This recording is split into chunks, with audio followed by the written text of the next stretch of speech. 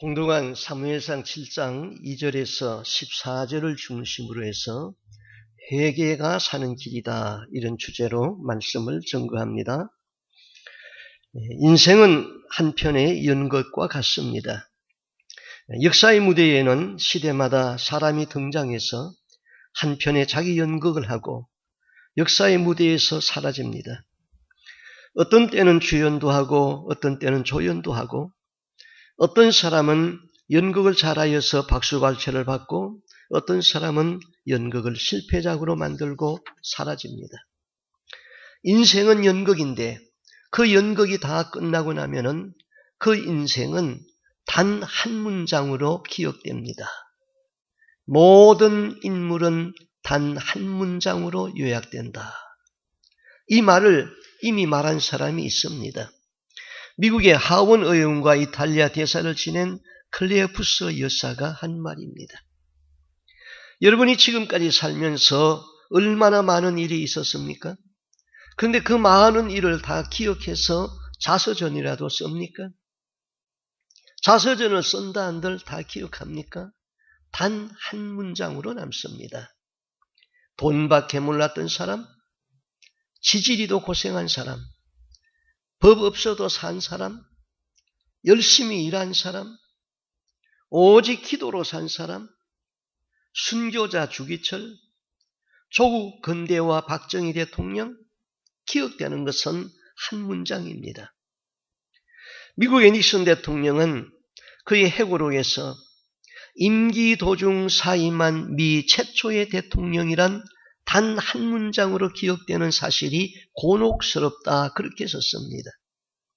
그는 미 합중국을 통치하면서 그가 이루어 놓았던 많은 치적이 있었음에도 불구하고 그런 것은 하나도 기억되지 아니하고 워터게이트 사건으로 임기 도중 사임한 미 최초의 대통령, 그 한 문장으로 기억되어질 사실이 곤혹스러웠던 것입니다.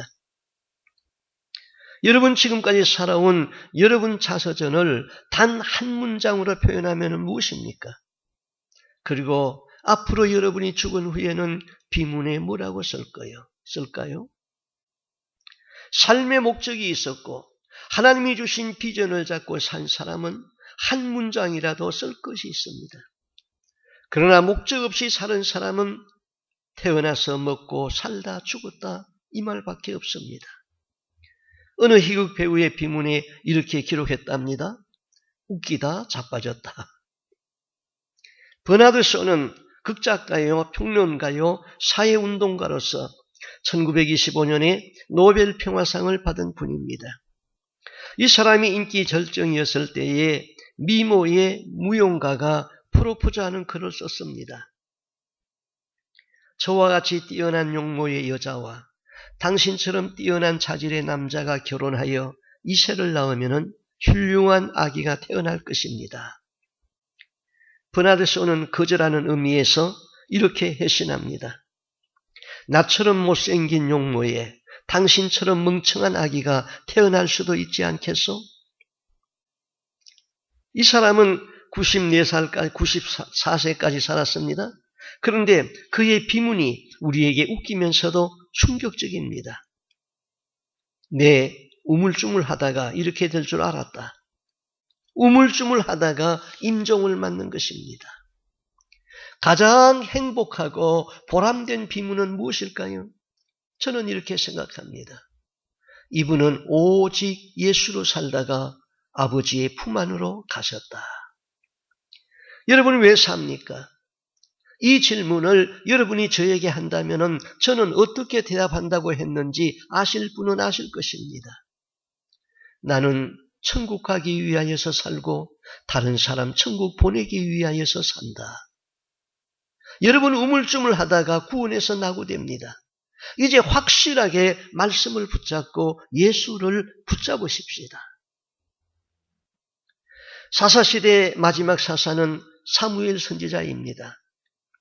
여러분 성경을 체계적으로 이해하려면 이러한 맥을 잡으면 도움이 됩니다. 창조시대 하나님이 천지를 창조하셨다, 창세기입니다.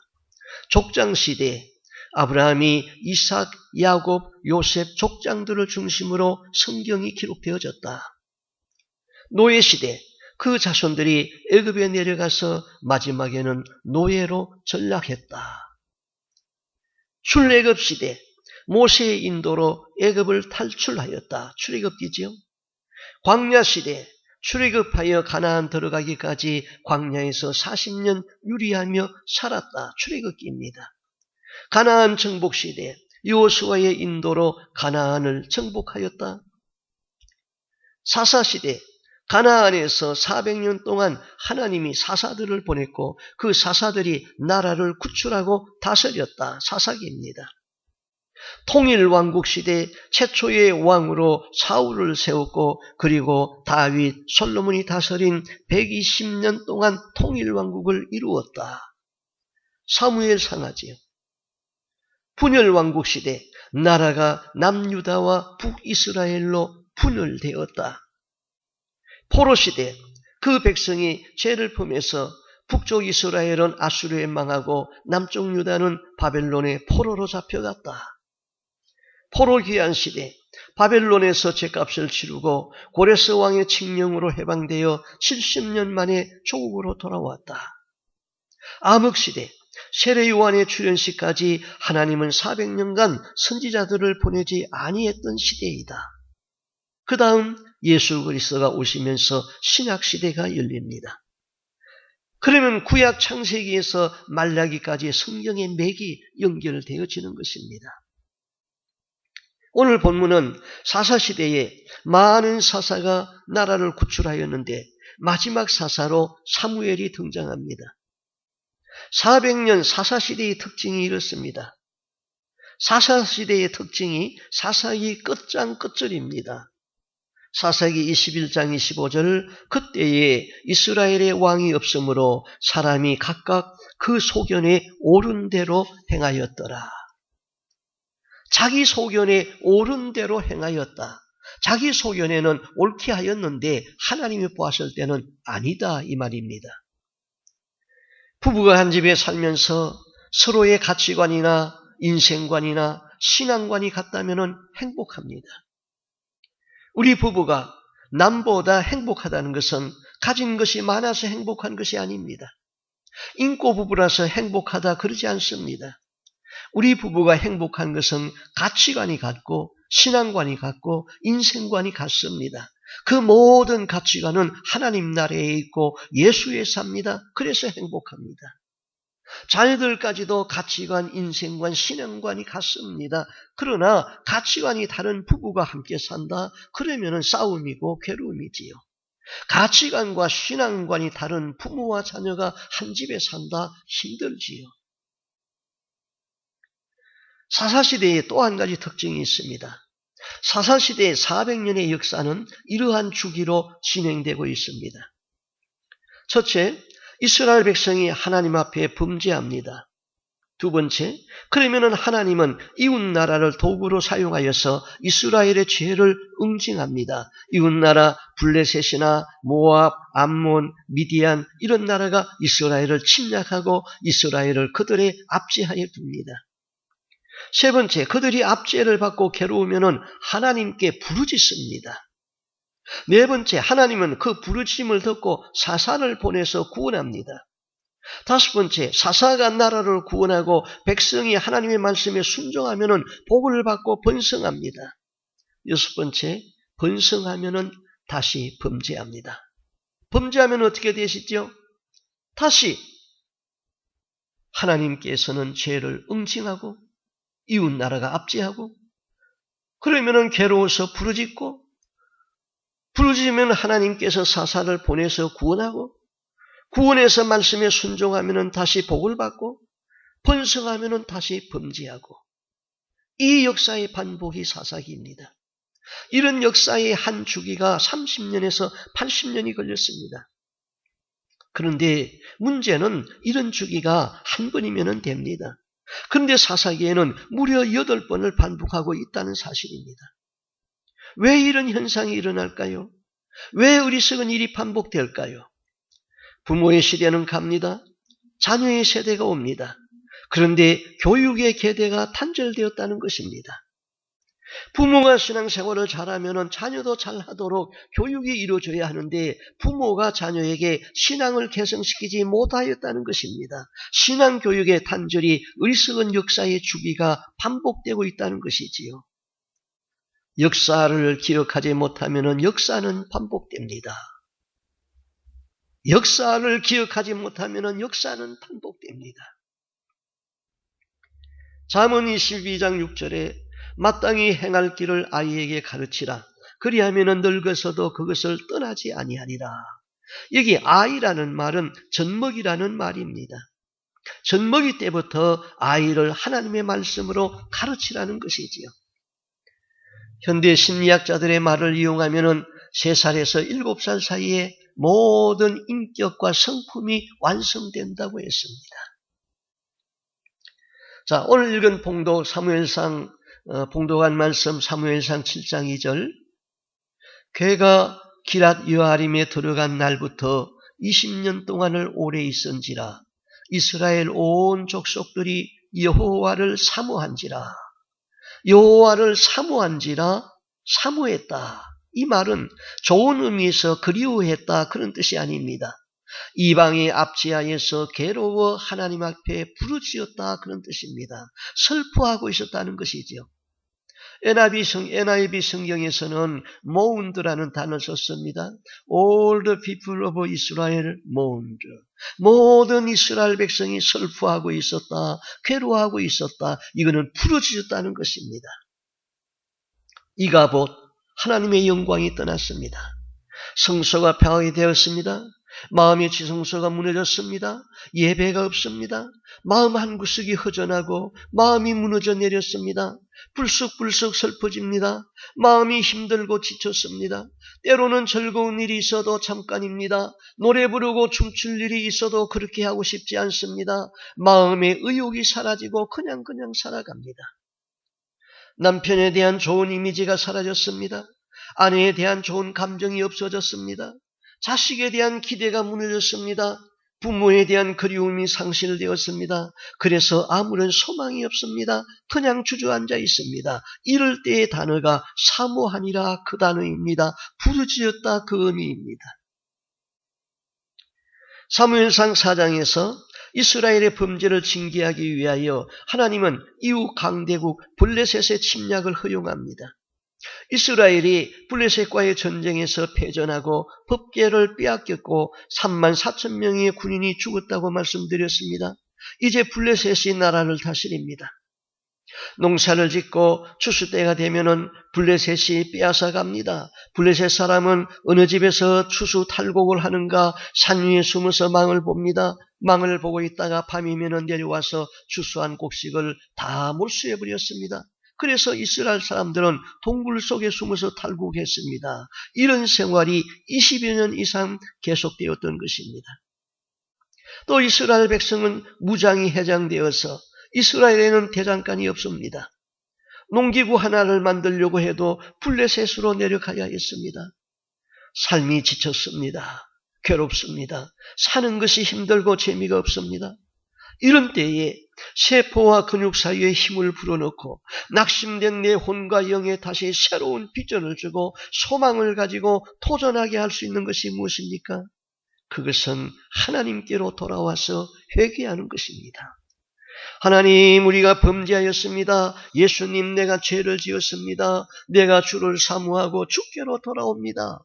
이스라엘이 이런 때에 슬퍼하며 하나님께 부르짖었습니다. 하나님은 그들의 부르짖음을 듣고 구원자 사무엘을 보냈던 것입니다. 사무엘이 역사 무대에 등장해서 제일 먼저 한 일이 무엇입니까? 첫째가 회개운동이었습니다. 3절 사무엘이 이스라엘 온 족속에게 일러 가로되 너희가 전심으로 여호와께 돌아오려거든 이방신들과 아스다롯을 너희 중에서 제하고 너희 마음을 여호와께로 향하여 그만 섬기라. 너희가 전심으로 여호와께 돌아오려거든 각종 우상을 버려라.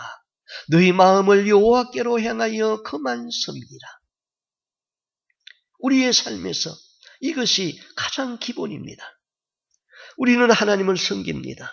그러나 전심으로 마음을 다해서 하나님을 구하지 않습니다. 우리의 마음에는 하나님을 모시고 있습니다.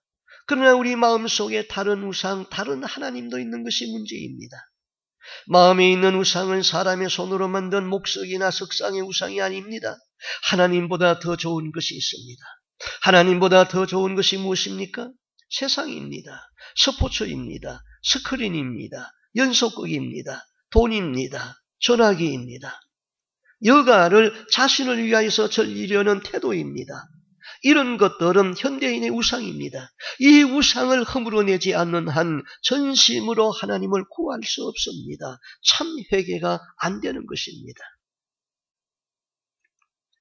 어느 목사님이 설교 준비를 하고 있었습니다.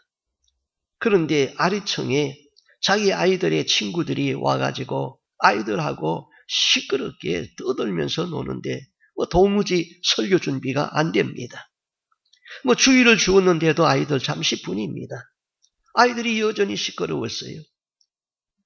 목사님은 생각하기를 어떻게 저 아이들을 조용하게 만들까? 보니까 벽에 지도가 아주 낡은 것이 세계 지도가 하나 붙어 있었습니다. 이렇게 하자. 이 지도를 찢어서 저 아이들에게 퍼즐 맞추기를 시키자. 그러면은 저들이 조용해질 것이다. 그래서 지도를 찢었습니다. 아이들에게 상품을 걸고 이 세계 지도를 정상으로 맞춰오라고 했습니다. 목사님 생각에 저들이 아프리카, 아시아, 유럽 여러 나라들을 다 알지도 못하고 어느 나라가 어디 붙어 있고 어떻게 생겼는지도 모를 것이다. 다 맞추려면 1시간도 더 걸릴 것이다.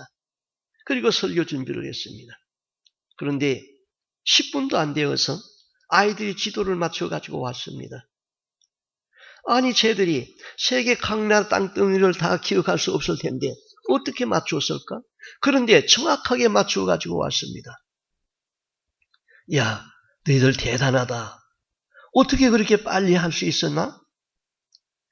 쉬웠어요. 지도 뒤에 예수님의 사진이 있었어요. 그 사진을 맞추니까 쉬웠어요. 보니까 세계 지도 뒤에는 예수님이 배에 손을 잡고 항해하는 그런 사진이 있었습니다. 그 사진을 맞추니까 예수님의 얼굴을 맞추니까 금세 세계 지도가 완성되었습니다. 목사는 거기서 영감을 받았습니다. 됐다. 내일 설교는 이것이다. 아이들은 예수님의 얼굴을 갖다 붙이니까 세계 지도는 완성되었습니다. 회개는 이것입니다. 주님만 바라보는 것입니다. 그것이 회개입니다. 마음을 하나님께 향하는 것입니다. 나에게 있는 모든 문제는 주님만 바라보고 그와 눈동자를 맞추면 다 해결입니다. 인생의 조각난 문제들을 우리 지혜로 다 맞출 수 있을까요? It's impossible. 그러나 예수님을 잡으세요. 조각난 내 삶을 어떻게 회복시킵니까? 환경에 초점을 맞추지 말고 예수님에게 초점을 맞추세요. 잠언서를 지혜의 책이라고 합니다. 잠언 4장 8절 그를 높이라. 그리하면 그가 너를 높이 들리리라. 만일 그를 품으면 그가 너를 영화롭게 하리라. 그를 높이라. 그가 누구입니까? 지혜입니다. 지혜는 예수 그리스도입니다. 예수를 높이라. 그가 너를 영화롭게 하리라. 모든 사람이 하나님과 나와의 관계를 좋은 관계로 유지하고 싶어 합니다. 또 하나님도 하나님이 택한 그 자녀들에게 복 주시기를 원합니다. 그런데 그 관계가 왜 안 됩니까? 그 이유는 한 가지입니다. 전심으로 여호와를 구하지 않기 때문입니다. 이사야 선지자가 바로 지적했습니다. 여호와의 손이 짧아 구원치 못하심도 아니요 귀가 둔하여 듣지 못하심도 아니라 오직 너희 죄악이 너희와 너희 하나님 사이를 내었고 너희 죄가 그 얼굴을 가려서 너희를 듣지 않으신다. 우리가 천국 가는 데에 가장 중요한 두 가지가 있습니다. 첫째는 바른 믿음이고 두 번째는 참된 회개입니다. 믿음이 중요합니다. 그런데 그 믿음은 예수 그리스도에 대한 바른 신앙 고백에 의한 믿음이 중요합니다. 이단들이 가지고 있는 신앙 고백에서 예수 믿는 것은 무효입니다. 예수는 피조물로서 사람 중에 문전한 신이다. 여호와 증인이 가지고 있는 신앙이지요. 그런 신앙 가지고 있으면 무효입니다. 그런 신앙으로는 구원받을 수가 없습니다. 예수님은 창조주 하나님이시지 피조물이 아닙니다. 예수를 믿어도 구원받고 다른 종교에도 구원이 있다. 종교다운주의적인 믿음이 있지요. 그런 믿음으로 구원받을 수 없습니다. 오직 구원은 예수입니다. 한 번 구원받으면 영원한 구원이다. 중생한 영혼은 범죄하지 않는다. 그래서 회개가 없는 구원파 신도들이 가진 믿음, 그런 믿음 가지고 구원받을 수 없습니다. 날마다 회개가 이루어져야 됩니다. 예수도 믿고 교주 이만희도 믿어야 된다. 신천지가 가진 믿음이지요. 무효지요. 천하 인간이 예수 외에 구원받을 만한 이름을 우리에게 주신 일이 없다 그랬습니다. 주는 그리스도시요 살아계신 하나님의 아들입니다. 그리고 죄에 대한 회개가 중요한 것이지요. 천국에는 우리 이름이 기록되어진 생명록 책이 있습니다. 그 생명록 책에서 우리 이름이 지워지지 않게 하여야 됩니다. 어떤 사람은 한 번 생명록 책에 이름이 기록되어지면 지워지지 않는다고 합니다. 아니에요. 생명록 책에 이름이 지워진다고 그랬어요. 생명록 책에 이름이 지워지지 않게 하는 것은 날마다 회개하면서 사는 생활입니다. 생명록 책에 이름은 우리가 죄를 지을 때 지워집니다. 물론 한 번 죄 지었다고 금세 다 지워지는 것은 아닙니다. 죄를 지을 때마다 이름이 점점 빛을 잃어가다가 끝까지 회개하지 아니하면 지워집니다. 생명록 책에 이름이 지워지지 않게 하는 방법이 날마다 기도하며 의를 행하며 회개하는 것입니다. 6절 그들이 미스바에 모여 물을 길어 여호와 앞에 붓고 그날에 금식하고 거기서 가로되 우리가 여호와께 범죄하였나이다 하니라. 사무엘이 미스바에서 이스라엘 자손을 다스리니라. 자, 사무엘이 나라를 다스리기 전에 먼저 시작한 것은 이스라엘 백성이 회개하도록 한 것이지요. 회개 운동이 시작되었는데 물을 길러서 여호와 앞에 붓고 금식하였다. 그들은 금식하며 회개하였는데 물을 길러 부었다 했습니다. 물을 부었다는 것은 그들의 마음을 하나님 앞에 물 쏟듯 한다는 의미에서 물을 길러 부었습니다. 하나님은 회개할 때에 네 마음을 물 쏟듯 쏟아내어 내오라고 했습니다. 한나가 그렇게 기도했습니다. 한나는 하나님께 심정을 통하는 기도를 했습니다. 심정을 통하는 기도가 마음을 물 쏟듯 하는 기도입니다. 예레미야가 그렇게 기도했습니다. 엘리야가 그렇게 기도했습니다. 마음을 물 쏟듯 하는 기도는 하늘 보좌를 움직입니다.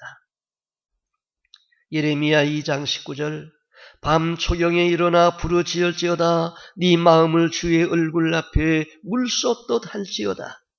각 길머리에서 주려 혼미한 네 어린 자녀의 생명을 위하여서 주를 향하여 손을 들지어다.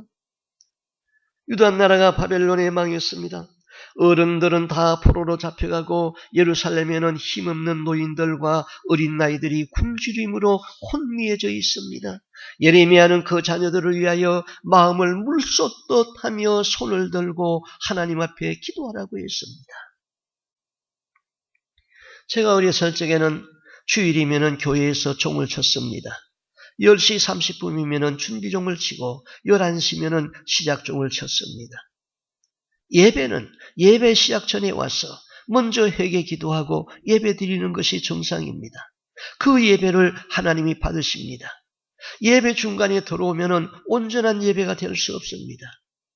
여러분 제발 체면으로 예배하지 말고 하나님의 은혜를 사모하는 마음으로 예배드리고 회개로부터 예배가 시작되기를 바랍니다. 예배는 회개가 중요하다는 것입니다. 두 번째 그들이 회개하고 금식하며 기도한 장소는 미스바였습니다.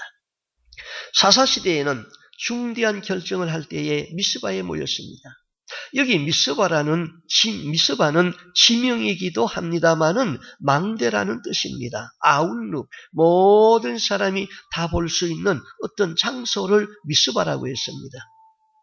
그러니까 골방에서 회개한 것이 아니고 모든 사람들이 다 보는 장소에서 회개하고 금식했다는 것입니다. 참 회개는 자기의 부끄러움을 무릅쓰고 모든 사람 앞에 내놓고 새롭게 결단하는 것입니다. 1907년부터 우리나라에 부흥운동이 일어났습니다. 장대현 교회에서 부흥회가 있었습니다. 그때에 그 교회에 길선주 장로가 집회 마지막 날 일어나서 회개를 했습니다. 내가 도둑놈입니다. 내 친구가 죽으면서 내게 부탁하기를 내 아내는 그를 모르니까 자네가 내 재산을 관리하여 달라고 했는데 나는 친구의 재산을 관리하면서 얼마를 속였습니다. 내가 아간입니다. 내가 도둑놈입니다. 내일은 내가 가서 갚겠습니다. 그렇게 회개하고 고백했습니다. 그러자 너도 나도 나와서 자기 죄를 고백했는데 새벽 2시간 넘도록 죄를 고백했습니다. 그때부터 한국 교회에 회개운동이 일어났습니다. 하나님 앞에서는 회개만이 살 길인 것입니다. 세 번째, 이렇게 기도하면은 응답이 오기 전에 무엇이 먼저 옵니까? 항상 그런 것은 아니지만은 사탄의 시험이 먼저 옵니다. 7절, 이스라엘 자손이 미스바에 모였다함을 블레셋 사람이 듣고 그 방백들이 이스라엘을 치러 올라온지라. 하나님 회개합니다. 내가 잘못 살았습니다. 내 죄를 용서하여 주옵소서. 그렇게 기도했으면은 그 다음은 복이 오고 맺힌 것이 풀리고 모든 것이 은혜이고 모든 것을 감사해야 되지 않습니까? 그런데 일이 터집니다. 상황이 더 어려워집니다. 하나님을 원망할 조건이 생깁니다. 또 죄를 지을 기회가 생깁니다. 누가 그렇게 하는 것입니까? 사단이 그렇게 합니다. 이스라엘 백성이 미스바에 모여서 이와 같은 큰 성회를 열었을 적에 이스라엘을 괴롭히던 이웃나라 블레셋은 오해를 했습니다. 우리가 다스리는 이스라엘이 힘을 길러서 블레셋을 침략하기 위하여서 미스바에 모였다. 그들이 우리를 침략하기 전에 우리가 먼저 이스라엘을 침략하자. 미스바의 성에는 오해를 불러일으키고 마침내 전쟁이 일어났습니다. 이럴 적에 우리는 어떤 생각을 갖습니까? 지도자 사무엘을 원망할 이유가 생깁니다. 귀찮게 사람을 모이라고 하더니 그것이 블레셋을 자극해서 화를 초래했다고. 하나님이 우리 기도를 들으셨다면 왜 블레셋이 침략하는가? 이렇게 원망할 수 있는 이유는 얼마든지 있습니다. 그러나 그러한 원망이 나온다면 그것은 불신앙입니다. 회개를 적당히 했기 때문입니다. 은혜 받았다고 상처 안 받는 것이 아닙니다. 은혜를 받으면 더 크게 상처받을 수 있습니다. 그 이유는 마귀가 우리 주위에 있기 때문입니다. 그러나 참으로 회개한 사람, 참으로 은혜를 받은 사람은 어떻게 합니까? 옛날로 돌아가지 않습니다. 원망하지 않습니다. 상황은 더 악화될 수도 있습니다. 그러나 죽으면 죽으리라 하는 믿음으로 버티게 합니다. 하나님을 신뢰합니다. 하나님을 원망하지 않습니다. 이제 이스라엘 백성은 미스바의 성회를 통하여 완전히 하나님께 귀의했습니다.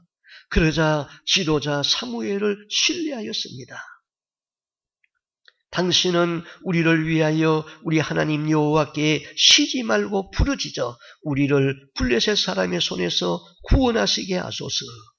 쉬지 말고 부르짖어. 이 말의 원문의 뜻은 벙어리가 되지 말고 그런 뜻입니다.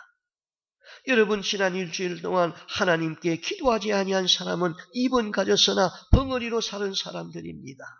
입이 있으면 하나님께 부르짖어 기도하십시오.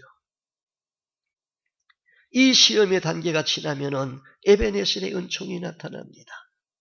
사무엘은 어린 양을 번제로 취하고 하나님께 예배하였더니 하나님께서 즉시 응답하였습니다. 이스라엘 백성은 기도하러 모였지 전투 준비가 되어 있지 않았습니다. 하나님은 침략하여 오는 블레셋에게 큰 우레를 발했습니다. 하늘을 찢는 진동 소리와 벼락을 치는데 블레셋은 혼비백산하여서 완전히 전투력을 상실하고 말았습니다. 블레셋 군사는 여호와의 신이 진노하였다 하고 도주하였습니다. 이스라엘 백성은 도주하는 블레셋을 추격하며 쳤습니다. 실로 통쾌한 승리였습니다. 이스라엘 백성은 항상 블레셋의 압제하에 살다가 20년 만에 오랜만에 승리의 햇빛을 보게 된 것입니다. 그 후 사무엘이 산 날 동안 블레셋은 한 번도 이스라엘을 침략하지 못했습니다. 13절 14절 말씀이 그 말씀이지요. 이에 블레셋 사람이 굴복하여 다시는 이스라엘 경내에 들어오지 못하였으며 여호와의 손이 사무엘의 산 날 동안에 블레셋 사람을 막으시매 블레셋 사람이 이스라엘에게서 빼앗았던 성읍이 에그론부터 가드까지 이스라엘에게 회복되니 이스라엘이 그 사방 지경을 블레셋 사람의 손에서 도로 찾았고 또 이스라엘과 아모리 사람 사이에 평화가 있었더라. 싸울 때에 상대방의 손맛을 본 사람은 다시는 싸우지 않습니다. 싸울 일이 있어도 먼저 화해하고 맙니다.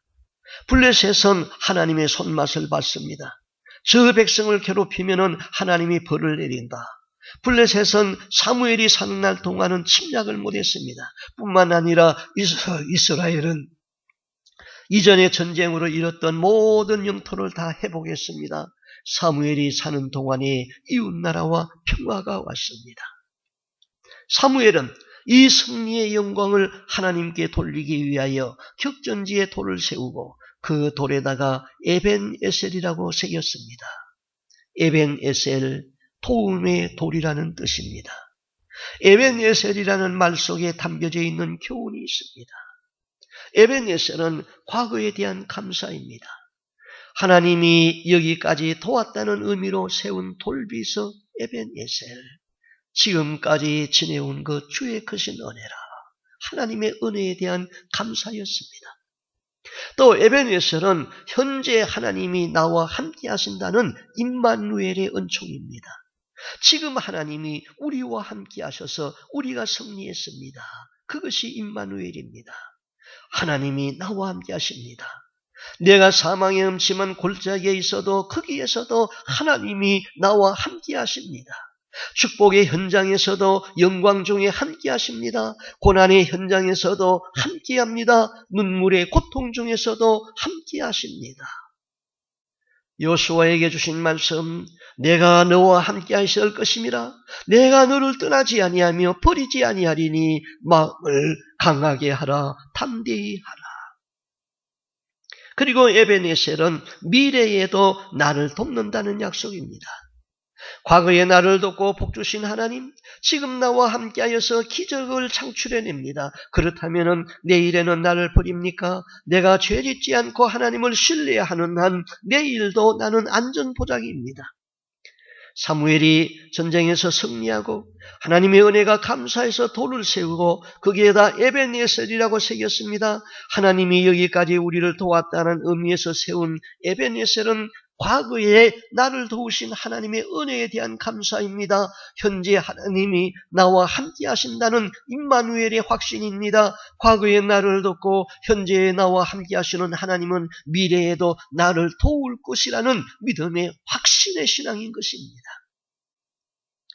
인생 삶에서 하나님의 기적이 쏟아지는 축복의 신비를 체험하지 못한 개인이나 가정이나 민족은 역사에서 항상 어두웠습니다. 쓴 잔을 마셨습니다. 그러나 그 반대로 하나님이 주시는 신비한 기적의 떡을 먹고 물을 마신 개인이나 가정이나 민족은 역사상에서 항상 밝습니다.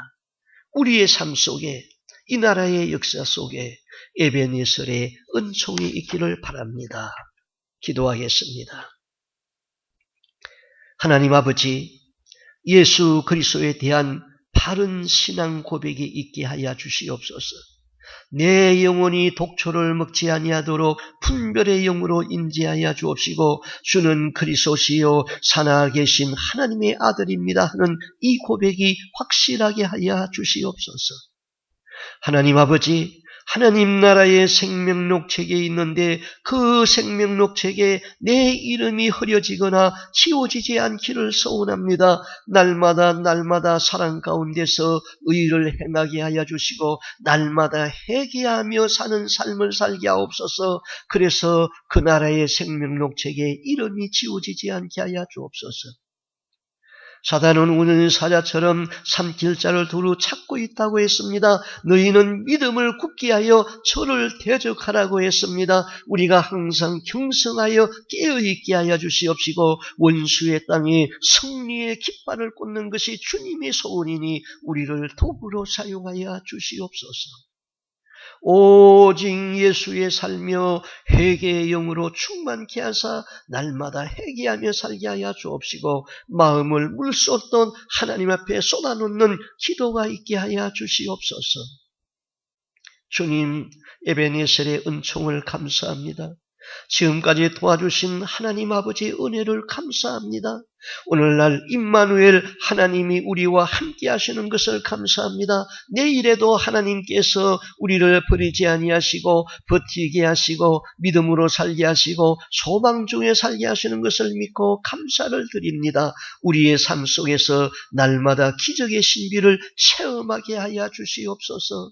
우리의 삶 속에서 예수 만나는 것이 가장 큰 행복입니다. 예수 만나는 기적의 축복의 삶을 살다가 땅의 장막이 무너질 적에 다 넉넉하게 주님의 나라에 들어가는 은총의 복을 저희들에게 허락하여 주옵소서. 이 모든 말씀 주 예수 그리스도의 이름으로 기도하옵나이다. 아멘.